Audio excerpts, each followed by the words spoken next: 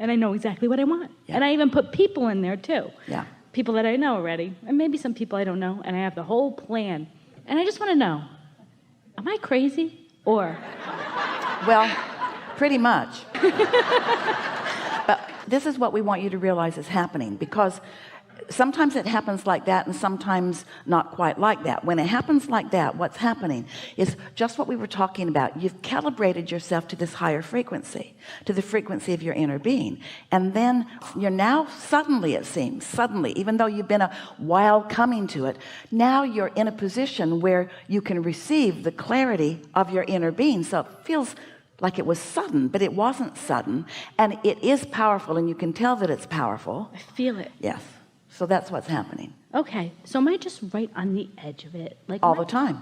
Am I all gonna the time. like, is it gonna, like, I'm like, not that I'm trying to force it to happen, because I stopped doing that. Well, we know you're not trying to force it to happen, but what you are doing, which you don't mean to do and you don't really want to do, is you're focused upon what hasn't quite happened yet. Anytime someone says, am I on the brink? What they mean is, when's this sucker coming in? Yeah.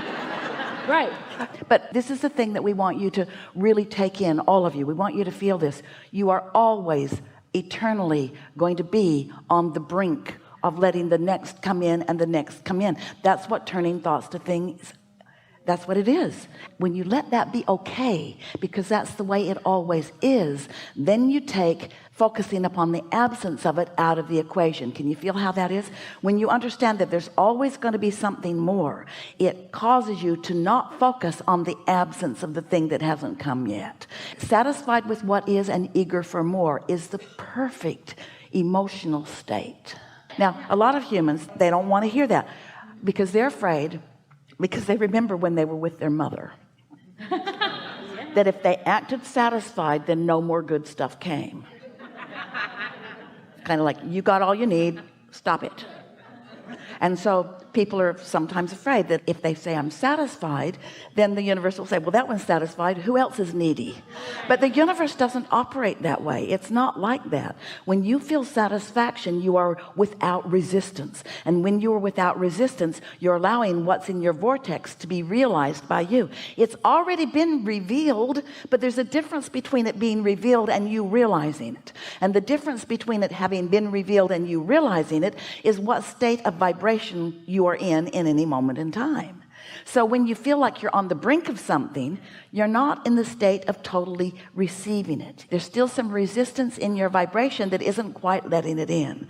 So you want to just sort of talk that down a little bit by saying things like, things are always working out for me, and it's in a state of unfolding, and I like watching it unfold, and it's fun to watch it unfold, and I'm not ever going to get it done, and in fact I don't ever want to get it done. I like life constantly queuing up new desires for me, and me finding more ways to identify the vibration of my desire and isolating myself to and calibrating myself to it. That's what makes it delicious.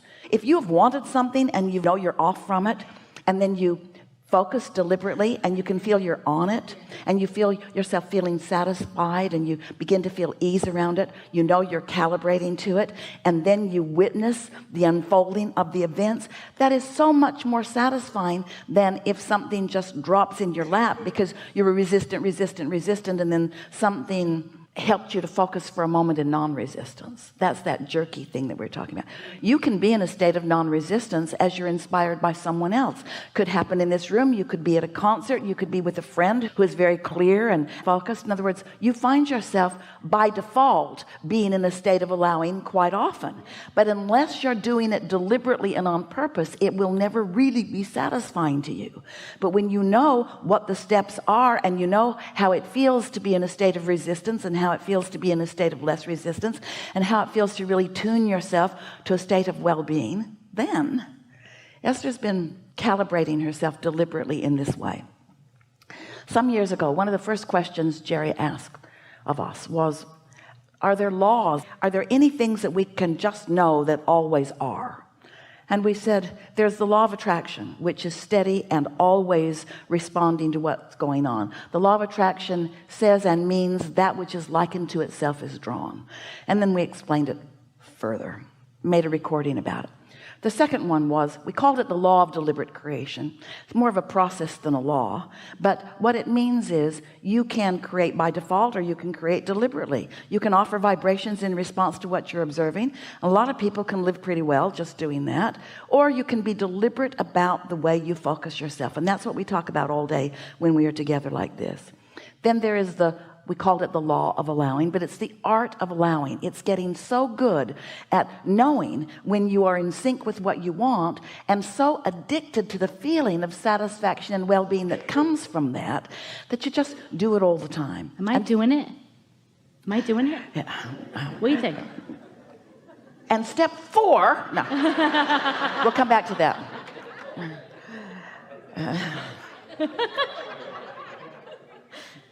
Yes. Mostly you are.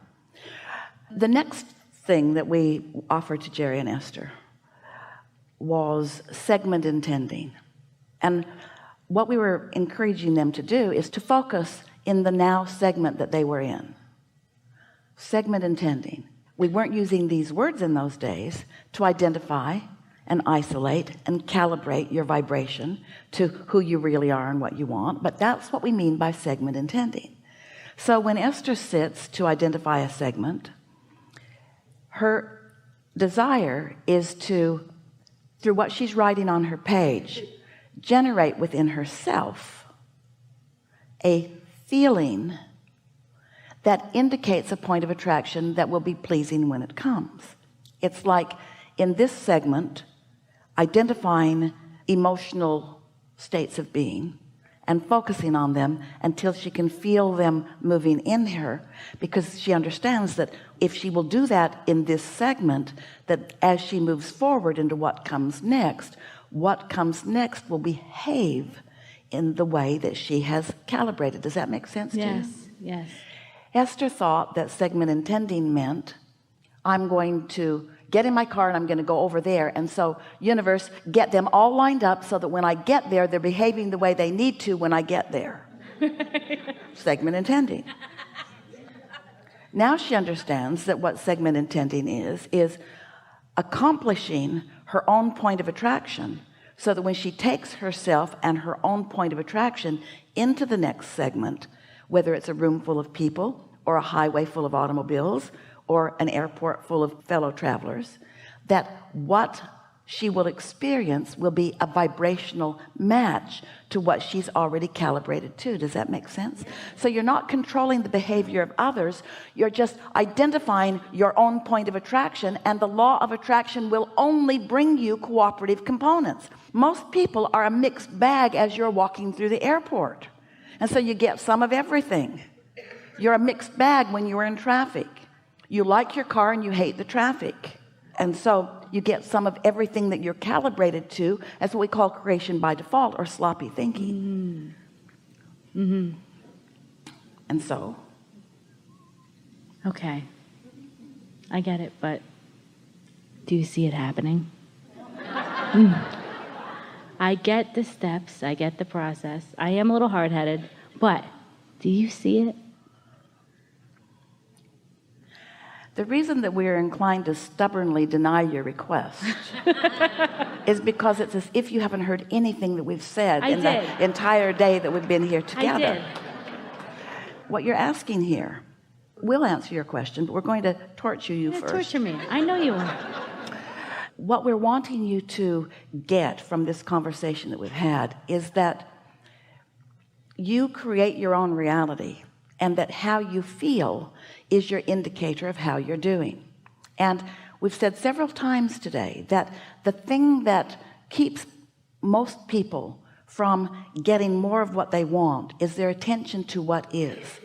And then we said something so important, and this is the part we think you missed, and that is that most people offer their vibration in response to what they're already seeing, and they're not willing to find the vibrational essence of something and feel satisfied until they see it.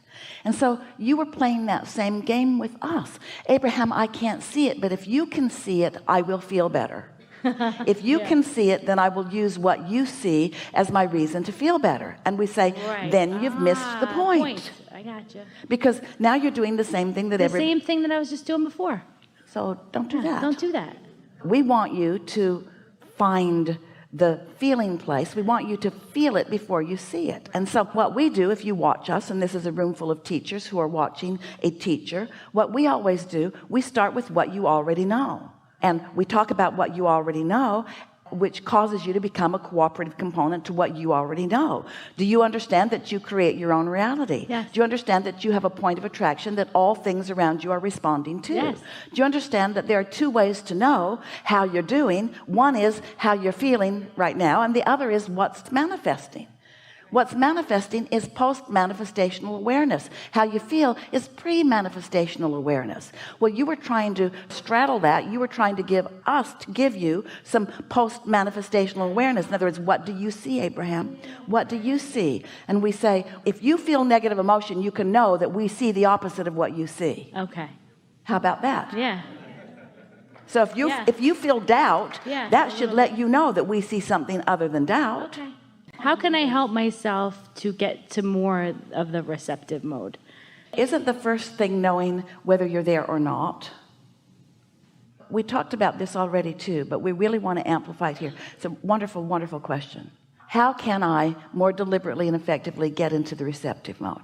Here's a very powerful answer. Sometimes you can't, so just give it a break. Sometimes something's happened and you just feel negative emotion, and the harder you try, the worse it gets. The harder you try to solve a problem, the bigger the problem gets. So understanding how you feel is an important component of this. But what we've noticed as we've visited with so many of you since the beginning of your existence is this: it always gets better if you'll just give it a minute.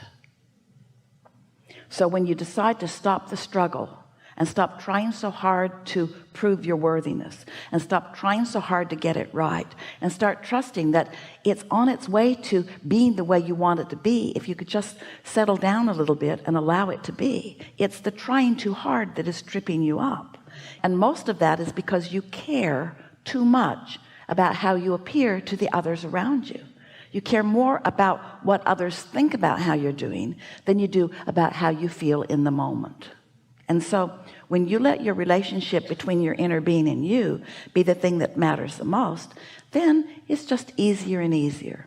The reason that we teach meditation, and this is really for you, this statement, it's easier to teach almost everyone to have no thought than to clean up a negative thought, because you're invested in the negative thought. Law of attraction already brought you a lot of ammunition.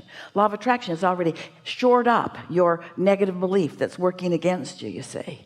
And so if you can just quiet your mind, your vibration will rise, and then you can come at it again.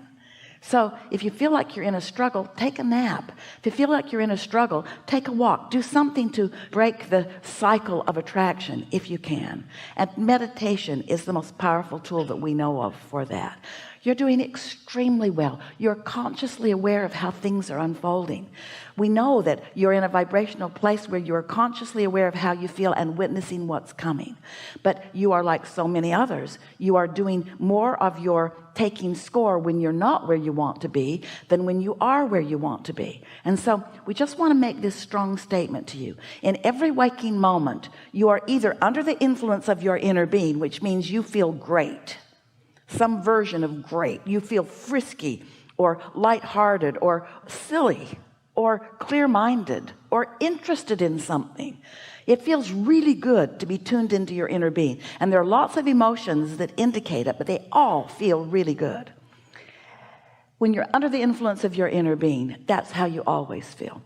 Or you could be under the influence of something else. And so if you'll just stop and ask yourself when a strong emotion is within you, especially if it's a strong negative emotion, what influence am I under?